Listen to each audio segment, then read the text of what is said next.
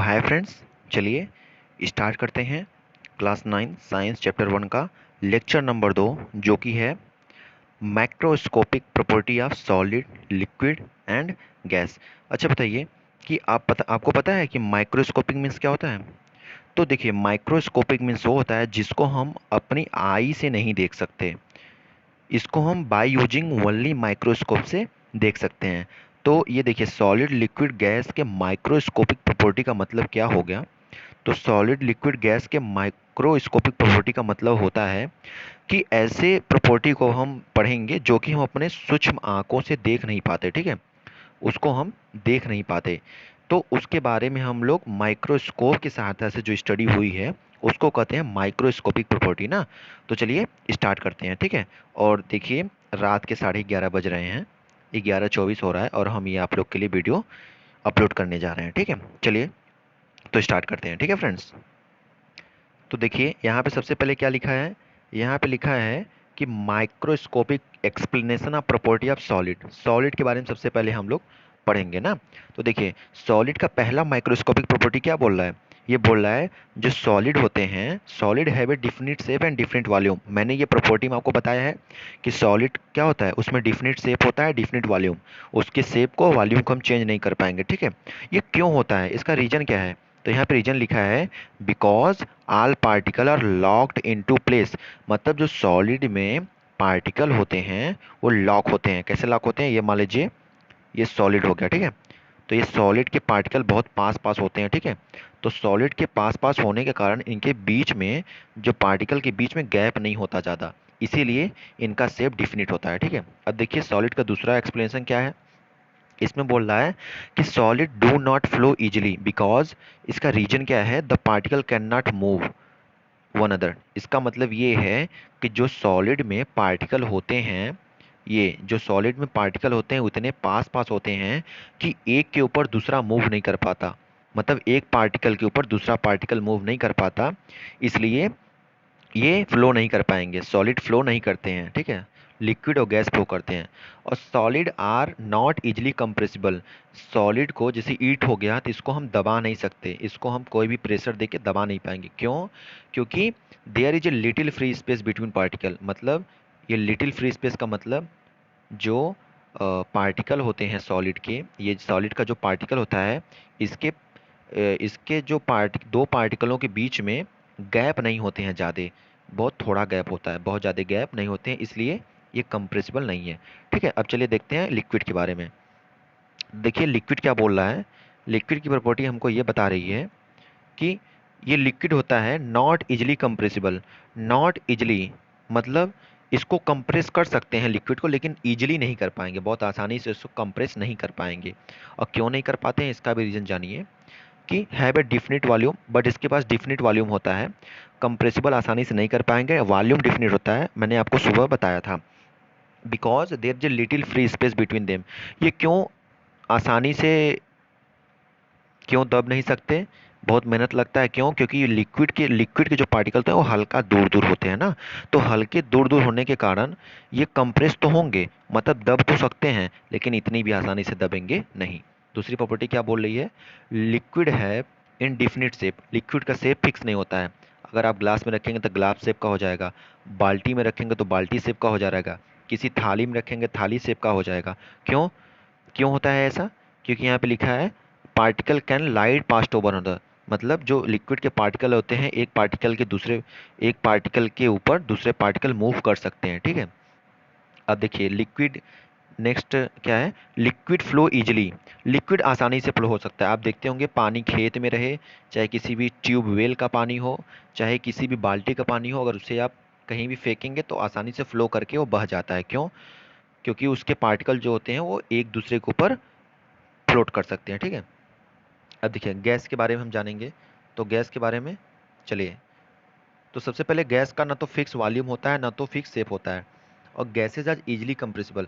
और गैस को हम बहुत आसानी से दबा सकते हैं, जैसे घुमाड़े में हवा भर दीजिए, उसको आसानी से दबा सकते हैं। ठीक है, क्यों दबा सकते हैं? क्योंकि गैस के पार्टिकल के बीच में बहुत सारा गैप होता है। ठीक है, जो गैस के पार्टिकल होते हैं वो बहुत दूर दूर रहते हैं, बहुत गैप होता है इनके पार्टिकल के बीच में। ठीक है, चलिए नेक्स्ट देखते हैं। तो gas can very easily flow. Gas बहुत आसानी से बह सकते हैं। आप हवा देखते हैं ना, हवा कितनी आसानी से बहती है एटमॉस्फेयर में, तो बहुत आसानी से बह सकती है। क्यों? क्योंकि पार्टिकल इसके एक दूसरे के ऊपर कई बार, ये देख रहे हैं इतने दूर दूर होते हैं पार्टिकल ना, कि एक पार्टिकल के ऊपर दूसरा पार्टिकल हमेशा उथल पुथल करता रहता है। चलिए नेक्स्ट करते हैं, इसमें ज़्यादा टाइम नहीं लेते हैं।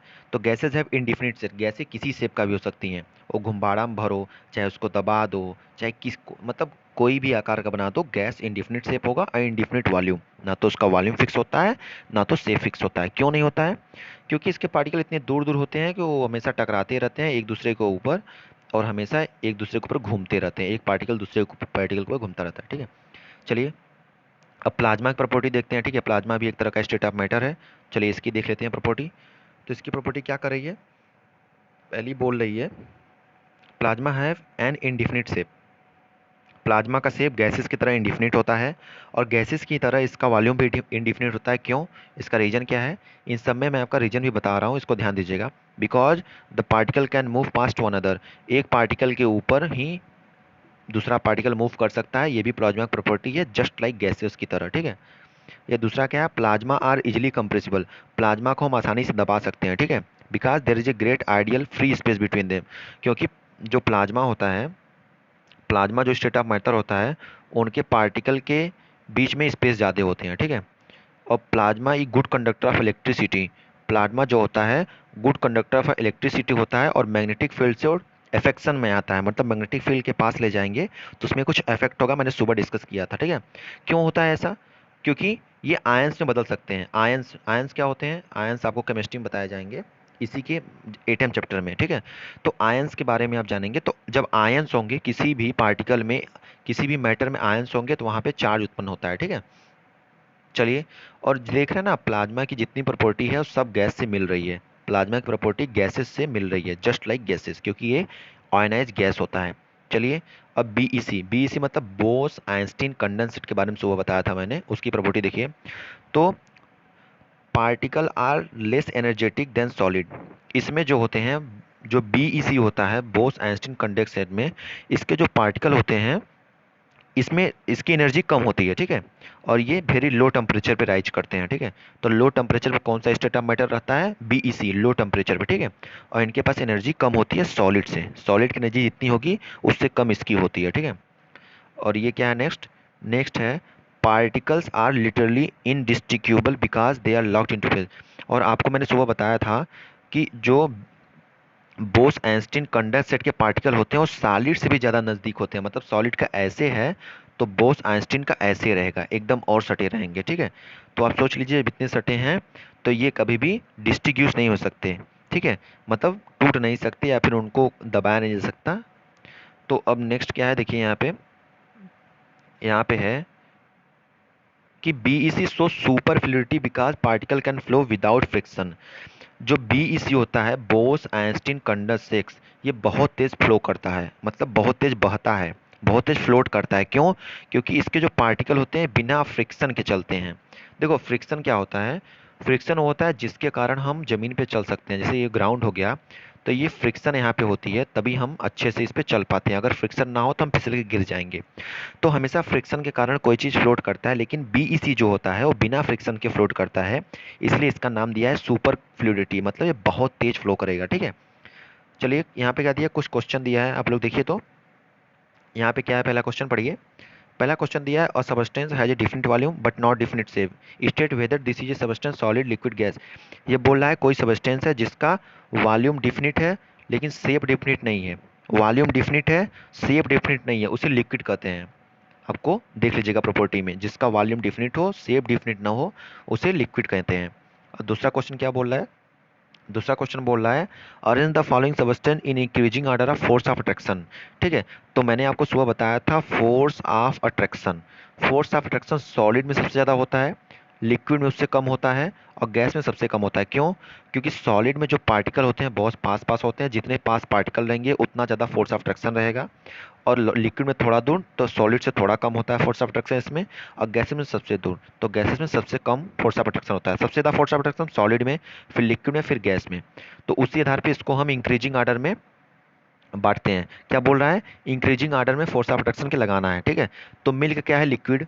मिल्क क्या है? मिल्क है लिक्विड। ठीक है, साल्ट क्या है? साल्ट है सॉलिड, ऑक्सीजन क्या है? गैस है। तो इंक्रीजिंग ऑर्डर में लगाना है तो क्या होगा? सॉलिड सबसे बाद में आएगा, फिर उससे कम में लिक्विड आएगा, फिर उससे कम में गैस आएगा। मतलब ऐसे इंक्रीजिंग ऑर्डर में सबसे फोर्स ऑफ अट्रैक्शन। तो गैस क्या है यहाँ पे? यहाँ पे गैस है ऑक्सीजन, O2। ऑक्सीजन गैस है, तो गैस का सबसे कम होता है, उससे ज़्यादा किसका होता है? मिल्क का। मिल्क लिक्विड है, फिर उससे ज़्यादा किसका होगा? साल्ट का। ठीक है, ये इंक्रीजिंग ऑर्डर में लग गया। चलिए, अब नेक्स्ट क्वेश्चन क्या बोल रहा है? नेक्स्ट क्वेश्चन कह रहा है कि अ सब्सटेंस है neither a fix nor a fix volume. उस सब्सटेंस का क्या नाम होगा? सॉलिड होगा, लिक्विड होगा, गैस होगा, जो कि जिसका ना तो शेप फिक्स होता है ना तो वॉल्यूम फिक्स होता है, उसको क्या बोलते हैं? उसको गैस बोलते हैं। ठीक है, नेक्स्ट क्या है? अब यहाँ देखिए, ये बोल रहा है कि the melting point of A substance is below the room temperature, predict this physical state. ठीक है, तो इस क्वेश्चन का आंसर आपको नेक्स्ट लेक्चर में मिलेगा, क्योंकि जब आपको मैं पढ़ाऊंगा मेल्टिंग पॉइंट, तब आपको समझ में आएगा ये। ठीक है, तो इस क्वेश्चन को हम वहाँ पे भी लेंगे। ठीक है, चलिए, तो ये लेक्चर यहीं पे ख़त्म होता है। ठीक है, very very thank you for watching. तो आप इसे देखें, बहुत अच्छा किए, और पढ़ते रहिए, और सबसे पहली बात, इसको सब्सक्राइब करिए, शेयर करिए। आपको जो भी दिक्कत हो तुरंत कमेंट में करके बताइए। ठीक है friends, thank you and good night.